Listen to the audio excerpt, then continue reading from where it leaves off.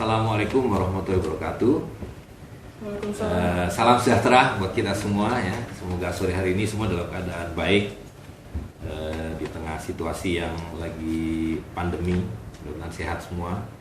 Saya ingin memberikan satu tanggapan lah ya terhadap satu viralnya video yang berkaitan dengan satu kegiatan yang kebetulan saya ikut di dalamnya ya, dalam satu peranan tertentu dalam kegiatan yang dikenal sekarang ini menjadi sangat populer, yaitu pasar muamalah. Nah, pasar muamalah itu sendiri sebetulnya adalah upaya untuk menghidupkan perekonomian rakyat lah di tengah situasi yang lesu begini. Maka kita harus gerakan perdagangan, terutama di kalangan rakyat kecil. Dan pasar muamalah memfasilitasi para pedagang kecil ini untuk bisa berjualan tanpa harus membayar sewa ya, karena sewa itu sendiri sudah membebani pedagang, membebani konsumen. Jadi prinsip pertama dari pasar muamalah itu, pasarnya sendiri adalah tidak ada sewa. Jadi semua tempat-tempatnya adalah tempat lapangan terbuka, tidak ada yang mengklaim, tidak ada yang memiliki kecuali digunakan ya. Jadi yang paling betul itu adalah tanah-tanah wakaf. Nah, kalau di sini belum menjadi tanah wakaf, tapi dipinjamkan untuk dipakai oleh para pedagang. Nah, jadi yang kedua ya dengan sendirinya, karena dia terpakai secara umum, pedagang bebas keluar masuk, siapa saja boleh masuk di sini, tidak ada urusan dengan agama, tidak ada urusan dengan partai politik, tidak ada urusan dengan aliran ormas dan sebagainya ya. Pokoknya ini masyarakat biasa. Siapa ingin berdagang dia datang, bahkan yang lewat juga sering lewat mampir ikut jualan, dipersilahkan gitu. Jadi di sini kalau dilihat mana pasarnya, yang nggak ada, yang ada aja lapangan parkir. Tapi kalau hari Ahad pasar muamalah ya banyak pedagang dengan ada sekitar 10-12 lapak yang disediakan. Jadi pedagang tinggal datang barang dagangan. Nah, lalu yang lain juga di sini tidak ada pemaksaan menggunakan alat tukar ya. Jadi Allah SWT mengatakan dalam Al-Quran itu bahwa kita tidak boleh mengambil harta saudara kita secara paksa gitu. Makanya kalau di kalangan perdagangan itu dikenal yang namanya perdagangan sukarela. Perdagangan itu harus rela sama rela. Jadi kalau ada orang mau membeli jagung tapi dibayar pakai beras, ya kalau rela sama rela boleh gitu. Mau membeli baju dibayar pakai kedelai boleh, rela sama rela gitu. Nah, itu yang digunakan dalam prinsip perdagangan di pasar muamalah ini. Jadi karena itu di sini memang alat tukar apa saja boleh dipakai kecuali mata uang asing. Nah, mata uang asing, dinarkah namanya, dirhamkah namanya, dolarkah namanya, rialkah namanya, haram di pasar muamalah, tidak boleh ya. Nah, tapi selain itu kalau yang berupa mata uang di negara ini ya rupiah berlaku, diterima. Ya kan? Jadi kalau ada pedagang jualan tisu di sini, ada nenek-nenek itu rutin jualan tisu, dia maunya dibayar pakai rupiah, ya berlaku jual beli dengan rupiah. Nah, tapi sekali lagi seperti yang saya sampaikan, kalau ada orang membawa beras mau dibayar buat jagung boleh, mau pakai koin emas dibayarkan, kalau barangnya besar ya boleh, koin perak dibayarkan boleh. Nah, yang kemarin menjadi ramai itu sepertinya adalah karena adanya koin perak dan koin emas dan koin tembaga yang juga berlaku sebagai alat tukar sukarela. Nah, gitu. Jadi yang harus dipahami adalah bahwa koin-koin ini bukan uang, jelas bukan mata uang. Ini adalah seperti halnya jagung atau cincin atau kedelai tadi itu. Kalau orang datang sini, saya mau tukar madu sampean dengan 1 perak, boleh. Nah, jadi ini ya saya perlihatkan di sini koinnya ini supaya orang tidak rancu ya. Jadi koin yang beredar di sini ini yang disebut koin perak. Nah, ada yang namanya 1 perak, ada setengah perak, atau 2 perak. Nah, kelihatannya yang menjadi ramai adalah karena di situ ada kata-kata dinar atau dirham kecil. Nah, tapi ini bukan namanya, bukan nama koin ini adalah dinar dan dirham.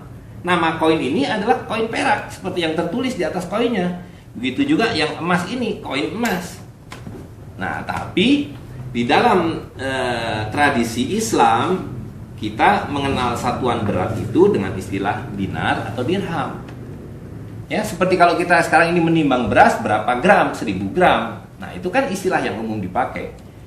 di dalam perdagangan Islam, dalam muamalah, satuan berat itu dikenal dengan sebutan miskol atau dinar, yaitu 4/4 gram. Nah, makanya di dalam koin itu juga ditulis bahwa 1 perak adalah sama dengan 1 dirham, yang sama dengan 2,97 gram perak. Nah, semuanya tertulis di atas koinnya ini, gitu ya. Nah, jadi kata dinar dan dirham yang ada di dalam koin-koin ini tidak ada hubungannya dengan dinar Irak atau dengan dinar Bahrain atau dirhamnya dengan dirham Emirat Arab dan sebagainya, ya.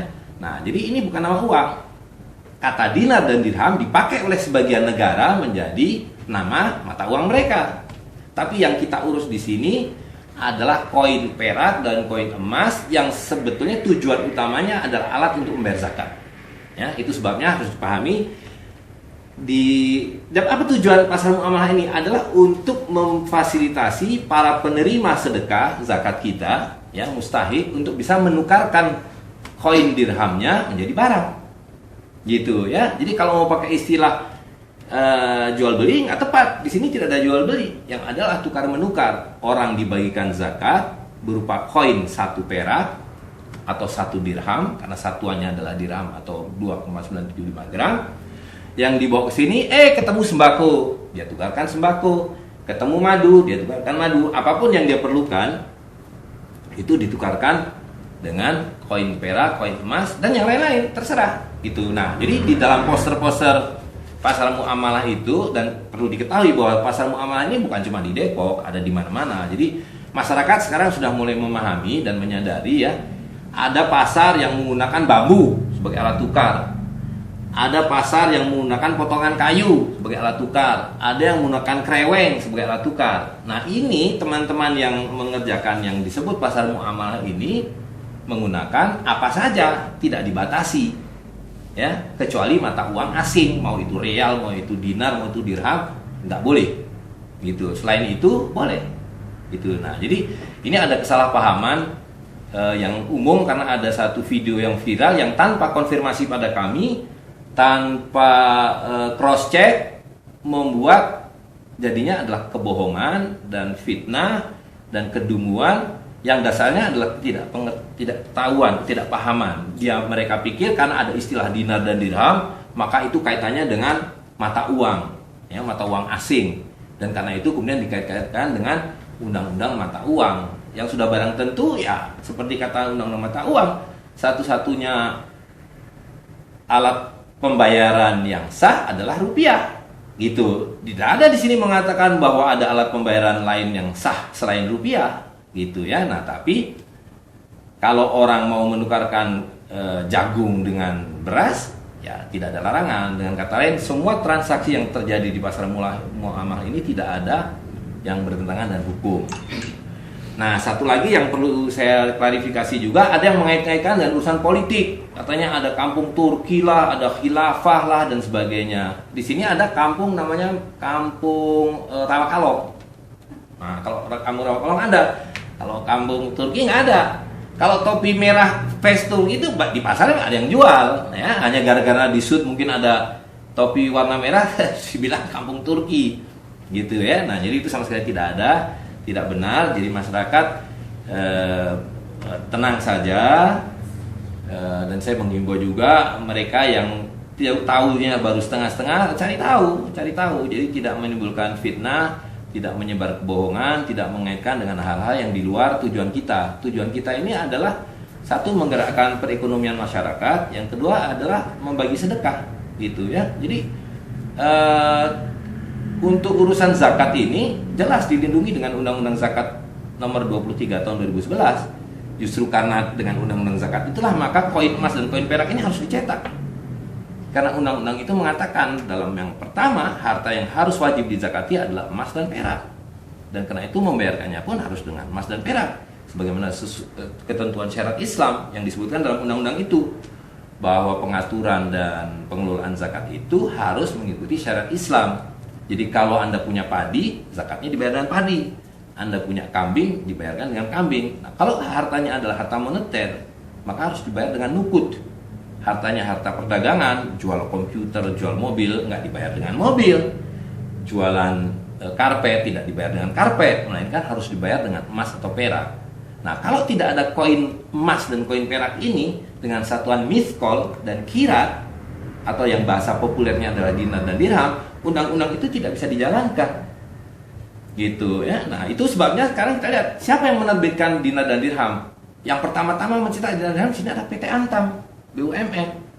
Peruri, percetakan uang Republik Indonesia itu mencetak dinar dan dirham.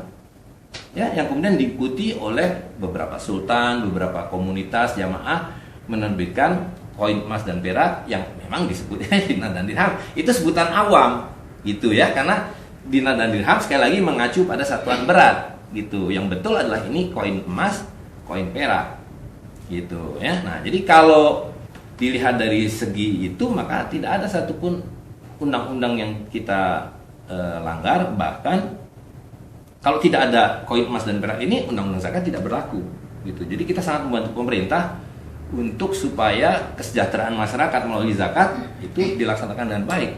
Dan kita ingat bahwa emas dan perak ini punya nilai yang akan menyelamatkan harta masyarakat itu sendiri ya. Jadi sekarang ini emas dan perak hanya dikuasai oleh orang-orang kaya, ditimbun ya, ditimbun, dikuasai orang kaya, tidak beredar. Dengan dikembalikan menjadi koin emas dan perak yang kita sebut dinar dan dirham secara awam, itu emas itu berada di fakir miskin. Ini tanah baru ini, fakir miskin semua yang punya koin dirham ini ya, karena mereka menerima pembagian zakat secara rutin di Medan, di Banda Aceh, di Cirebon, di Jogja, semua dasarnya adalah pembagian sedekah dan zakat ya. Jadi mudah-mudahan dengan penjelasan ini semuanya menjadi clear. Sekali lagi, masyarakat yang belum mengerti, cari tahu, pelajari dengan baik-baik. Dan pihak-pihak yang lebih tidak tahu lagi, ya datang sini minta penjelasan supaya clear ya.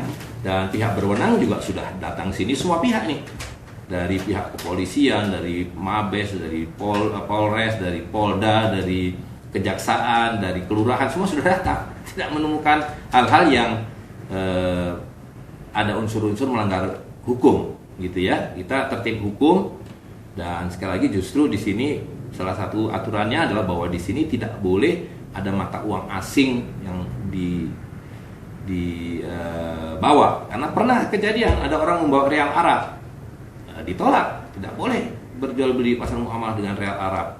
Atau kalau ada yang membawa dirham Kuwait, tidak boleh. Gitu ya. Di sini berlaku alat pertukarannya apa saja selain mata uang asing.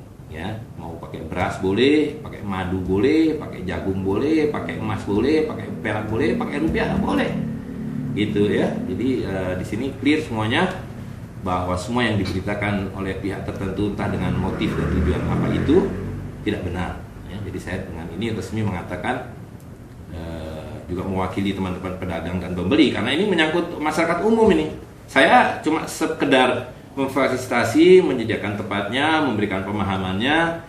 Tapi semua yang bergerak dalam urusan ini namanya muamalah adalah masyarakat umum.